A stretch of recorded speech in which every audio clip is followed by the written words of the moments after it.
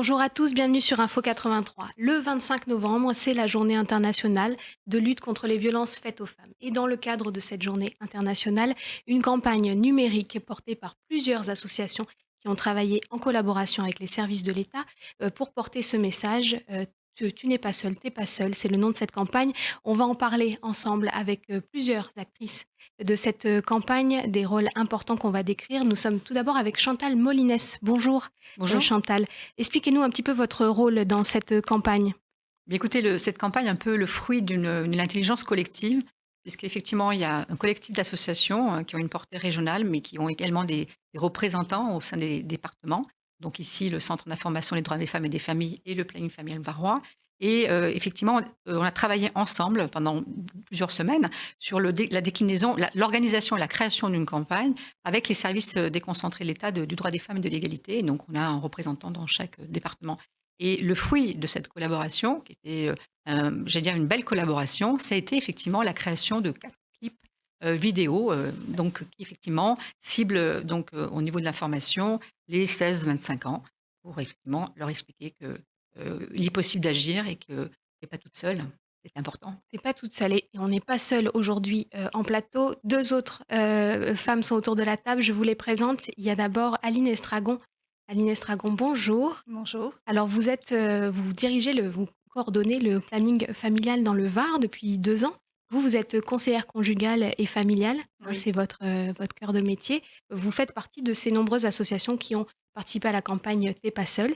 Et à nos côtés, enfin, Laïs Durand. Vous êtes Bonjour. juriste de formation et vous dirigez le centre d'information hein, qui concerne, je crois, les droits des femmes, Mmh. mais aussi des familles Droits dans des le femmes et des Var. familles, voilà, association, agréée par l'État, hein, et dont l'agrément est inscrit dans le code de l'action sociale et des familles. Alors, on est 4 femmes autour de ce plateau aujourd'hui. Est-ce que, les violences faites aux femmes, c'est une affaire de femmes seulement, Chantal? Non, dans une société qui se veut égalitaire, c'est pas l'affaire de seulement des femmes. Effectivement, ça impacte beaucoup plus, les femmes et c'est bien pour ça qu'il y a une mobilisation sans précédent d'ailleurs, il faut le dire. Mais bien évidemment, une société égalitaire, c'est la mobilisation aussi des femmes et des hommes qui la composent.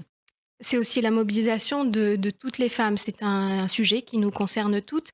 Aline, quel est le profil, des femmes que vous avez, vous, parfois, au bout du fil pour de l'information ou le profil des femmes dont on sait qu'elles sont victimes, de violences au sein de leur couple? Il y a 2 questions. Il y a quel public, vient nous voir ou quel public on touche dans nos actions et quel est le profil des femmes victimes. Donc dans la première question, donc on a, toutes les femmes, on a un public assez jeune, hein, au planning, mais il y a parfois des femmes de 60 ans qui nous contactent aussi. On a des femmes, de toute, orientation sexuelle, des femmes lesbiennes, des femmes hétéros, on a des femmes trans, on a, des femmes en situation, de précarité, des femmes qui, elles, n'ont pas du tout de situation de précarité, qui sont aisées et qui sont aussi concernées par ce sujet. On a des femmes en situation de handicap, des femmes en situation de prostitution. Donc en fait, c'est très large. Oui. Toutes les femmes, Et toutes les toutes les femmes. femmes, donc on reçoit toutes les femmes en permanence. Effectivement, comme vous disiez, par téléphone, puisqu'on s'occupe aussi du numéro vert 0800 08 11 11, qui est le numéro IVG, contraception, sexualité. On les rappellera, On hein, les ces numéros, rappellera, bien sûr. d'accord.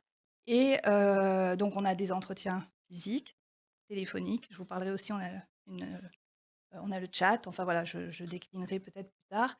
Et concernant le type de femmes victimes de violences, il y en a pas en fait. On est toutes On est concernées. toutes concernées, par ce problème. C'est l'objet, hein, de cette campagne de sensibilisation, de cette journée internationale, c'est de le rappeler. Premièrement, c'est l'affaire de tous. Messieurs, vous êtes aussi concernés et toutes les femmes sont concernées. On va regarder un premier spot qui a été, donc créé dans le cadre de cette campagne. Vous l'aurez compris, c'est un spot qui a été, une campagne qui a été menée par plusieurs associations en lien avec les services de l'État. On regarde tout de suite ce premier spot, «Tu pas toute seule».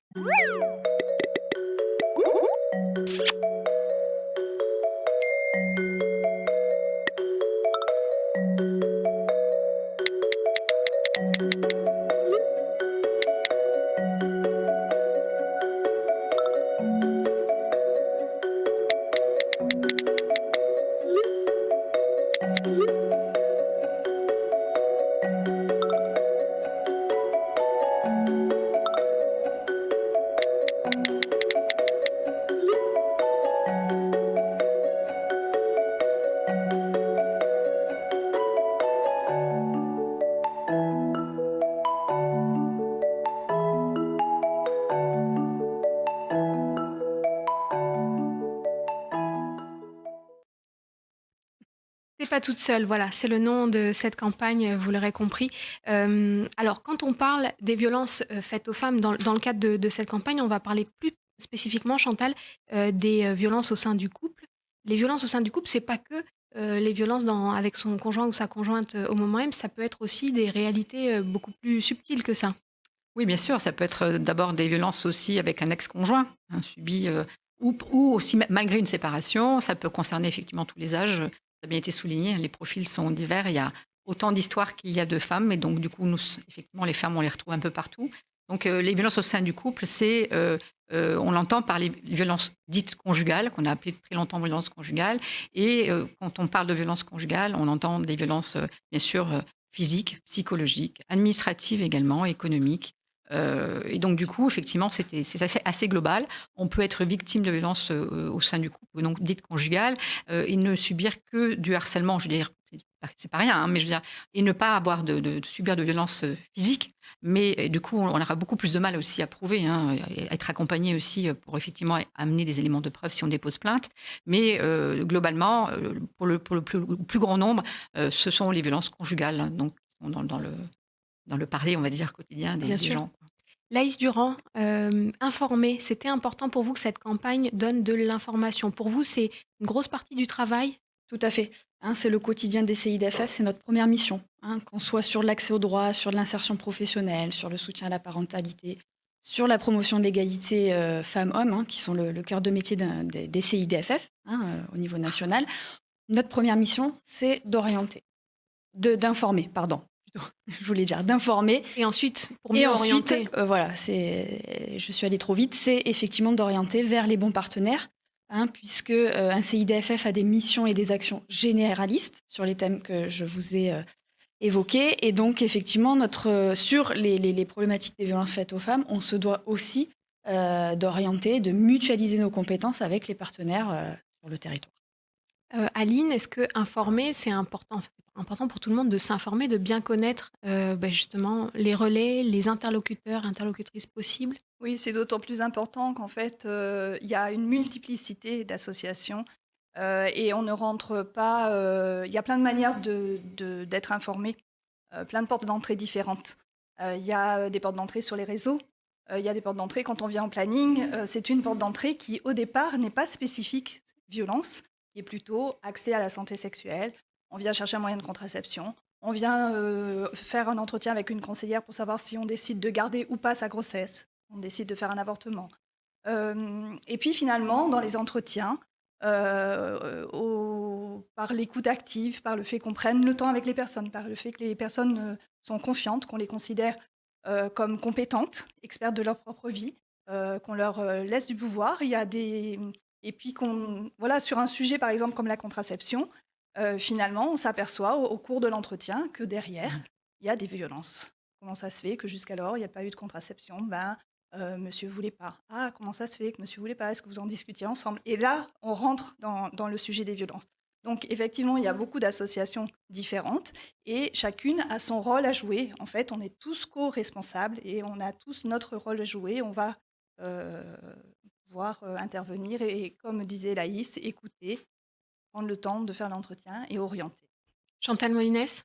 Oui, en fait, ce qui est important aussi de comprendre, c'est qu'effectivement, il y a, comme le disait très justement Aline, beaucoup d'associations qui interviennent. Pour autant, il y a quand même un pilotage qui est celui quand même de l'État et une coordination aussi qui se fait à l'échelle d'un département, puisque les dispositifs, ça fait partie de mon travail, hein, de mettre en place des dispositifs, de les coordonner également et de m'assurer aussi d'une information, on va dire, à l'échelle du département. Ce qui n'est pas une mince affaire, puisqu'on le sait très bien, nous sommes dans un très très beau département, mais effectivement, on le constate dans nos pratiques, hein, au quotidien, que l'information n'est pas forcément l'information n'arrive pas toujours comme on le souhaiterait au public qui est concerné. Donc du coup, c'est vrai que dans cette période qui a été un peu particulière, hein, dans le cadre du confinement, tout le travail aussi qui m'est revenu, ça a été effectivement de simplifier un peu le circuit de l'information avec une information, on va dire, claire. Donc c'est pour ça qu'on a créé une infographie, hein, comportant les 5 numéros utiles, qui a été largement rediffusée un peu partout et qui cible justement comme possibilité une seule association, qui est la seule association d'ailleurs des 2 victimes du département, qui est l'association des 2 victimes à Vive, qui permet effectivement donc aux femmes qui ont eu cette information de pouvoir s'orienter vers un seul partenaire. Et ça a été également la même démarche qu'on a utilisée quand on a mis en place en fait les points d'accueil éphémères au sein des hypermarchés, hein. Ça a été effectivement à un moment donné de simplifier le circuit de l'information avec une infographie qui finalement comportait les 5 numéros qu'il faut connaître, à savoir le 115 pour une mise à l'abri, le 17 pour les forces de l'ordre, le 3919 pour une écoute, et puis le 114 aussi, si on ne peut pas communiquer, on peut envoyer un SMS, et puis l'association d'aide de victimes. Merci. Alors, on va peut-être regarder un deuxième spot, hein. C'est une campagne de 4 spots qui vont être diffusés en numérique, beaucoup. On a la chance de pouvoir les diffuser aujourd'hui. Deuxième spot de cette campagne, T'es pas toute seule.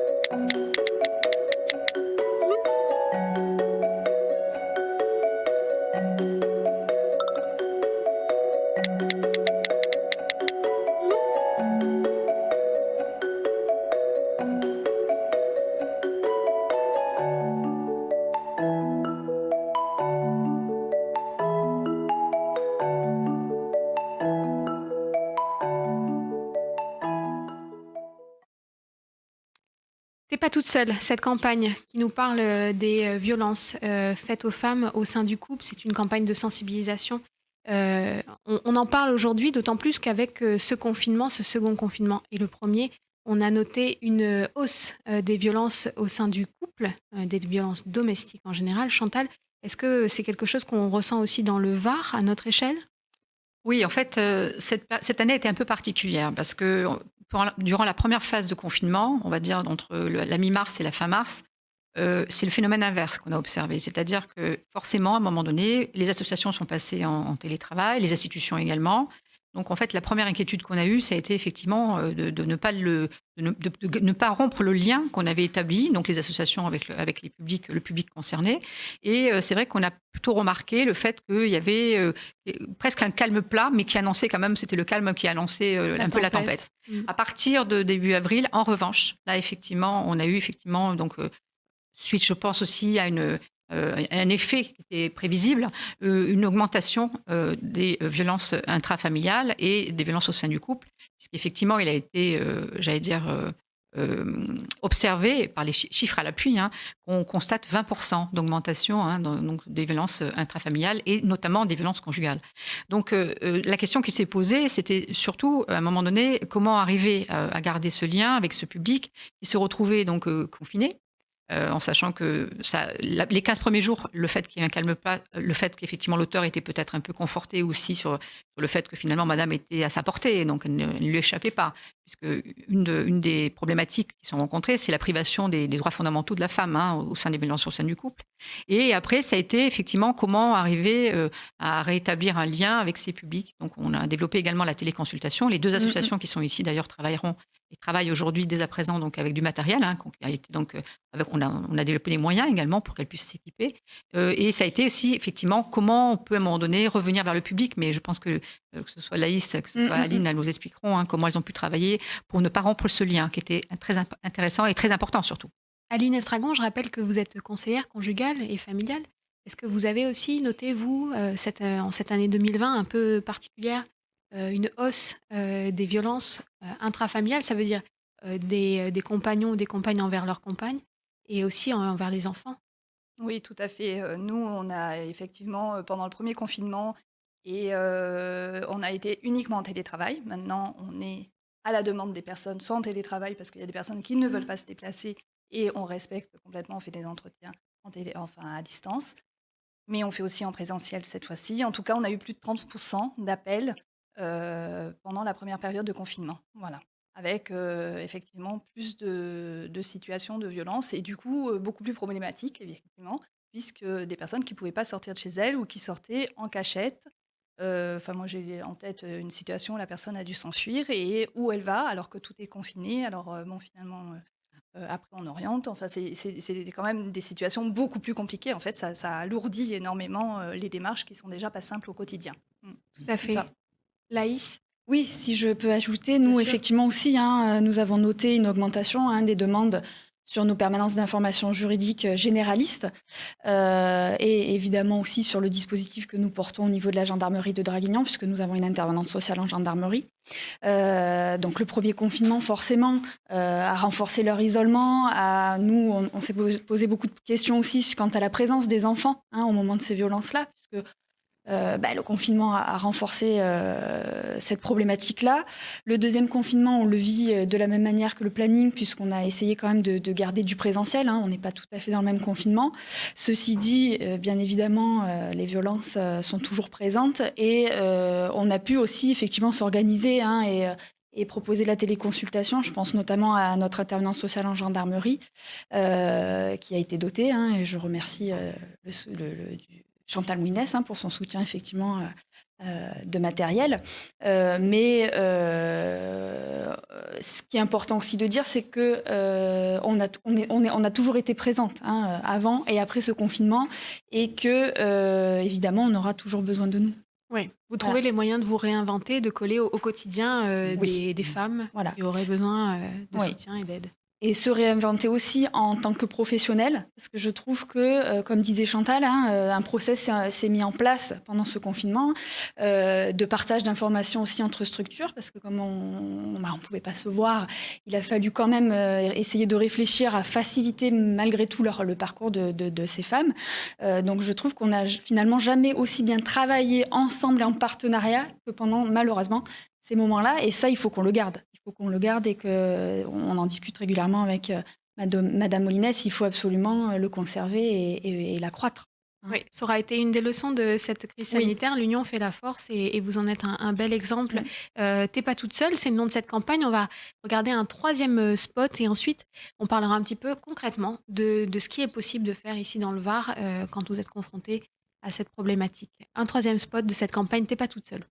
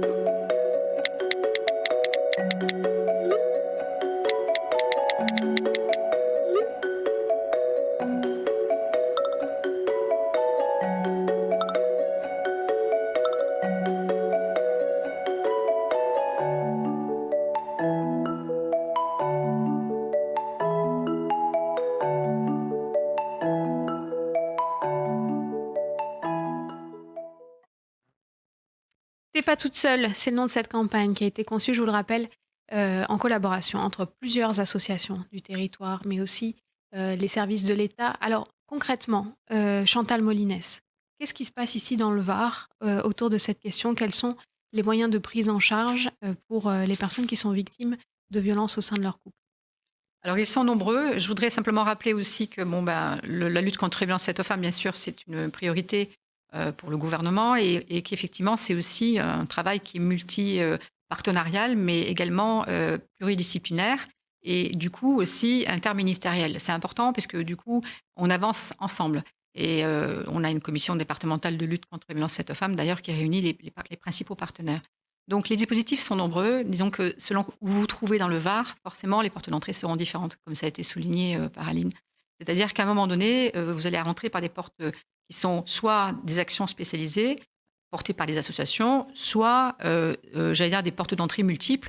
Quand effectivement, le Centre d'information des droits des femmes et des familles reçoit des femmes, Elles arrivent parfois aussi parce qu'elles veulent simplement avoir des informations sur un droit de garde ou alors parce qu'elles veulent divorcer et du coup, par ce biais-là, ou même à une question de droit du travail, et effectivement, on les repère. Donc, il faut distinguer les associations qui vont jouer un rôle très important dans le repérage des situations Tout à fait. et puis les associations qui interviennent plus spécifiquement. Donc, le département étant vaste, c'est vrai qu'on a recensé dans le cadre d'un guide qui avait été donc réalisé en 2018 tout le dispositif qui existe et qui sont recensés sur le site État dans le Var à la rubrique droits des femmes. Donc, qu'est-ce qui se passe? On peut effectivement se retrouver face à dans une situation où vous voulez déjà être mise à l'abri. C'est la première chose. Donc, effectivement, le réflexe d'une femme qui souhaite effectivement s'extraire de cette situation, et j'allais dire qui trouve la force aussi de réagir, c'est de solliciter le 115. On a d'ailleurs rendu visite aux équipes des écoutantes du 115, qui permet effectivement de trouver des solutions pour la mettre à l'abri. On a pour ce faire des appartements qui sont dédiés un peu partout dans le département, qui leur permettent effectivement de retrouver une sensation de chez soi, parce qu'un appartement dédié est équipé, et qui permet effectivement de recevoir ces femmes avec ou sans enfants. On a également des centres d'hébergement de réinsertion sociale qui peuvent les accueillir. Et effectivement, quand on n'a pas toutes ces solutions-là, on a aussi la possibilité, avec des nuitées d'hôtel, et elles ont été assez nombreuses, puisque cette année, on a eu également, dans le cadre du confinement, la possibilité de financer 400 nuitées, qui ont toutes été consommées d'ailleurs. Donc, on a des associations qui, effectivement, jouent un rôle qui est pivot, qui portent des dispositifs qui sont un peu structurels. Et puis, on a des associations, comme l'association d'aide aux victimes, qui, effectivement, vont intervenir et vont pouvoir faire des évaluations également de situation, déterminer aussi s'il y a une urgence, leur donner également le téléphone grave danger. Donc, les portes d'entrée sont multiples. C'est vrai que c'est un peu difficile à l'échelle d'un département d'arriver à présenter toutes les actions qui sont portées, mais ce qui est certain, c'est qu'on a aujourd'hui des réponses en matière de juridique. Le Centre d'information des droits des femmes et des familles, c'est effectivement une association qui est pivot, puisqu'elle peut, d'abord, elle fait des permanences, et vous avez des permanences dans tout le département du Var. C'est important parce qu'effectivement, on couvre le territoire, et c'est toujours un peu l'objectif aussi qu'on a, c'est de déployer des portes d'entrée sur tout le territoire. On a effectivement le planning familial qui effectivement travaille sur les droits propres, le droit de disposer librement de son corps, donc il y a une porte d'entrée. Et puis après, on a des associations qui portent des dispositifs qui sont plus ciblés, donc effectivement qui sont locaux et qui permettent effectivement de recevoir ces femmes. Voilà, les associations sont nombreuses. On est resté, nous, sur une communication un peu simplifiée pour effectivement essayer d'y voir un peu plus clair. On a le 3919, qui effectivement, vous le savez, la plateforme qui est nationale, qui effectivement connaît tous les dispositifs. Si vous appelez le 3919, vous serez orienté vers l'association la plus proche de chez vous. Mais les portes d'entrée étant multiples, difficile de les résumer. Bien sûr, c'est complexe. Alors, Aline Estragon, vous en parliez. Déjà, le fait de venir parler, même d'un sujet un petit peu, de faire un pas de côté sur sa vie quotidienne de femme, ça peut être une porte d'entrée justement pour parler des problématiques au sein du couple. Vous, c'est ce que vous proposez, c'est-à-dire au planning familial, on vient parler effectivement des droits de son corps de femme, et on peut trouver de l'aide aussi simplement en libérant la parole. Tout à fait, en libérant la parole. Et puis après, ça suffit pas. Donc, on va pouvoir recevoir une fois, 2 fois, 3 fois peut-être, parce qu'il y a besoin d'être renforcé dans son pouvoir d'agir pour pouvoir toquer à la porte, par exemple, de la VIF dont parlait Madame Molines, qui sont des structures évidemment, ou du CIDFF avec qui nous travaillons en lien étroit et vers qui nous orientons. Dans les interventions scolaires, par exemple, nos relais, ça va être les infirmières scolaires. Dans les IME, instituts médico-éducatifs, où nous faisons de l'éducation à la sexualité pour les personnes en situation de handicap, ça va être toute l'équipe médico-éducative avec qui nous travaillons, qui pourra récupérer, suite à nos interventions, bien peut-être des paroles, Oui. et qui, elles aussi, orienteront via le planning. Voilà. C'est le message de cette campagne. T'es pas toute seule. Il y a forcément autour de vous quelqu'un qui peut vous aider à vous rediriger vers une personne qui peut prendre en charge effectivement le planning familial. Laïs, vous, c'est aussi l'expérience que vous faites, c'est-à-dire une question n'est jamais anodine. Est-ce que vous ressentez ça? Est-ce que vous vous dites il faut qu'on aille plus loin, il faut qu'on continue d'échanger pour Oui. identifier? Alors en fait, effectivement, comme disait Madame Moulines, la porte d'entrée, c'est généraliste. C'est l'information juridique générale, une demande de divorce ou autre. Ce qu'il faut savoir, c'est que chaque membre du CIDFF qui intègre un CIDFF est formé par le réseau national sur cette question-là des violences faites aux femmes. C'est-à-dire que qu'on soit aujourd'hui dans un CIDFF juriste, conseillère en insertion professionnelle, psychologue, travailleur social, on est formé à décoder, appréhender déjà le phénomène des violences faites aux femmes et également à mener un entretien. Donc, effectivement, à travers l'orientation de notre entretien, des questions que nous allons poser, puisqu'on s'engage aussi à prendre en charge la personne dans sa globalité, hein, et de manière transversale. Donc on ne s'arrête pas juste à l'information juridique. On va être effectivement dans du repérage, donc c'est-à-dire ça nous arrive régulièrement, hein, qu'une personne vienne vers nous pour demander des informations en matière de divorce et notamment pour un consentement mutuel. Et à la fin de l'entretien, on va déjà aider cette femme à comprendre ce qu'elle est en train de vivre et notamment des violences. Et ensuite, du coup, forcément, l'information et du coup l'orientation ne sera pas du tout la même que celle qui était envisagée au départ. Donc et voilà, un petit peu comment nous, on travaille Bien au sûr. quotidien. C'est sauter le pas de venir en parler qui est le plus Alors dur. nous, voilà, la porte d'entrée, c'est pas toujours je viens vers un juriste au niveau du CIDFF pour dire je suis victime d'eux. Ouais. Nous, c'est très Rarement, en rare. fait. Ouais, c'est Dans rarement ces ça. cas-là, effectivement, normalement, voilà, elles savent à qui s'adresser. C'est souvent, plus souvent, effectivement, la vive. Hein, nous, on vient pas forcément en nous disant directement je suis victime de violence. C'est le juriste ou le conseiller en insertion professionnelle qui va, à travers son entretien, repérer sa situation et du coup l'orienter au mieux. Oui, Chantal. Oui, rappelez que donc, comme les portes d'entrée sont multiples, le rôle qui est aussi essentiel, c'est le rôle des travailleurs sociaux du département, hein, qui sont effectivement nombreux, qui sont présents sur tout le département et qui sont effectivement une porte d'entrée qui est généraliste, mais qui sont également dans le repérage des situations, puisque quand on a des demandes de mise à l'abri, par exemple, elles émanent à 67% des travailleurs sociaux du conseil départemental. On a également, Madame Durand le disait, en fait, mis en place également des intervenants sociaux de commissariat et de gendarmerie. Donc, par exemple, pour prendre cet exemple-là, on a effectivement au commissariat central de Toulon donc un pôle qui est psychosocial, où vous allez retrouver donc une intervenante sociale de commissariat qui est portée par une association qui est Femmes d'aujourd'hui, et vous avez également donc une psychologue qui est un agent du ministère de l'Intérieur qui peut également prendre en charge la situation, et vous avez une brigadière chef également qui peut effectivement l'accompagner dans le dépôt de plainte. Ce qui est intéressant, par exemple, dans ce dispositif, qui est unique dans le département, faut le dire aussi, c'est qu'effectivement, vous avez une porte d'entrée avec 3 possibilités de 3 professionnels qui, de toutes les façons, vont échanger aussi entre elles sur la situation. Par ailleurs, les intervenantes sociales donc, de gendarmerie, aujourd'hui, on en a donc sur Brignoles, la compagnie Brignoles, on en a une sur Draguignan, on en a une sur Gassin, joue également un rôle très important, puisqu'effectivement, une fois que madame a poussé la porte d'une gendarmerie ou d'un commissariat, elles sont aussi là pour faire une évaluation de la situation et réorienter cette dame vers les partenaires du territoire qui peuvent donc commencer une prise en charge. Ce qui est très important, c'est que notre réflexion a énormément évolué sur le sujet. Bien évidemment, tout le monde est bien d'accord pour effectivement se dire que travailler sur un parcours de ces femmes-là, ça nous permet également de savoir ce qui fonctionne, ce qui ne fonctionne pas, ce qui est redondant, ce qui ne l'est pas. Et l'orientation de 2021, c'est effectivement de travailler sur des référents de parcours qui vont nous permettre de comprendre un peu aussi quel est le chemin de chaque femme qui, effectivement, à un moment donné, est prise en charge par un acteur, en sachant en plus qu'il y a aussi, on l'a oublié aussi, bien sûr, la fonction publique hospitalière qui joue un rôle très important, et que les hôpitaux se réinterrogent aussi sur leurs pratiques, de même que, bien évidemment, les parquets qui sont incontournables sur ces questions-là, qui, effectivement, se sont largement mobilisés sur ces questions. Voilà. Vous l'aurez compris, hein, c'est vraiment l'affaire de tous. Ça n'est pas un vain mot des associations et l'État qui se serrent les coudes autour de cette question qui est donc au cœur de cette journée du 25 novembre. Une journée, je vous le rappelle, de lutte contre les violences faites aux femmes. Pour finir de vous convaincre du fait que ce message, ça doit être le vôtre, que vous soyez ou pas victime dans votre couple de violence, je vais vous donner quelques chiffres qui nous ont été donnés. Du 1er janvier au 30 septembre, la direction départementale de la sécurité publique du Var comptabilisait 1114 victimes en 2019 et 1335 victimes en 2020. C'est considérable. Pour le groupement de gendarmerie, 1432 interventions ont été menées en 2019, 1720 en 2020. C'est donc à tous notre affaire. Il faut qu'on soit informé, il faut que vous sachiez si vous êtes confronté à cette situation directement ou indirectement, ce qu'il est possible de faire. Et dans le Var, il y a beaucoup de solutions, vous l'aurez compris. Vous retrouverez beaucoup de ressources sur ce site qu'on vous a mis en lien, le site internet où vous trouverez toutes les informations et aussi ces numéros qu'on rappelle qui sont très importants. Merci beaucoup, mesdames, d'une part du travail que vous faites au quotidien sur notre territoire, le Var, et d'autre part d'être venues nous en parler. Évidemment, vous êtes des interlocutrices privilégiées. S'il y a des personnes qui souhaitent aller plus loin dans la discussion, ils n'hésitent pas à vous contacter. On laissera un moyen d'échanger avec vous.